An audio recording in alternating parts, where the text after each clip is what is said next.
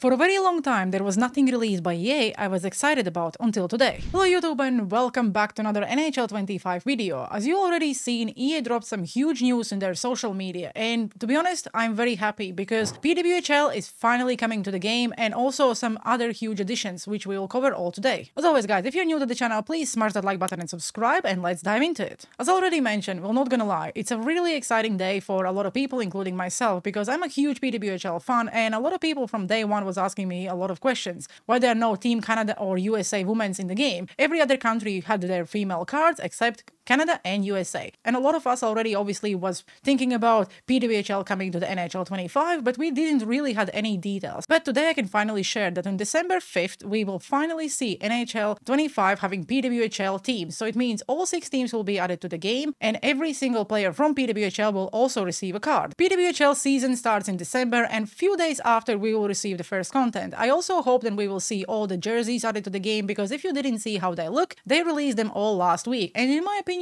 they all are super clean, super cool, and I cannot wait to be able to buy New York jersey and use their logo and the jersey in my team. We also will receive a choice pack where we can pick 1 out of 6 players, and my assumption would be that we will receive 1 card from each team. So I'm expecting to see players like Hillary Knight, Taylor Hazy, Emily Clark, Sarah Fillier, Sarah Nurse, and Marie-Philippe Poulin from Montreal. We also don't know if these cards will be just 83 overalls or they will be something we can upgrade during the year. Maybe they will even be X-Factor cards. We need to wait until they actually release them in the game, and that's unfortunately in December. So in my opinion, it's a huge addition. Cannot wait to finally see the female cards being added to the game and use them in my team. I know a lot of people are not happy and they really don't like female cards in the game, but again, it's your choice. You don't have to use them. In my opinion, the more cards we have in the game and the more variety we have in the game, the better for everyone. And it also means an NHL content team will also follow the PWHL season. So if, let's say, I don't know, Taylor Hazy scored 3 goals, we may possibly see a game breaker card for her released in the hut. And in the prior years, particularly last year, EA was not really releasing a lot of content for the female cards because they always playing in PWHL and EA didn't have any rights to actually use their content. So this year everything changed. I would obviously be more happier if we would see all these changes added to the game from day one, but you know what? I think it was worth the wait. The next huge thing we can see on the poster shared by EA is then the new arcade mode in World of Chell. So as you can see, big heads, a lot of fun. So you will be able to play World of Chell with your friends and use these like a bobblehead players. I personally played mode already when I was in the community day in Seattle. I cannot really share any footage of that, but it was the most fun I ever had in NHL franchise in general. If you ever played Mario Kart, so that will basically be the same kind of experience. It's a really fun addition to the game, and if you will get, let's say, 5 people, you can play it with randoms or with the friends, same as in any other World of Chell mode. Just get yourself into the team and play it. It's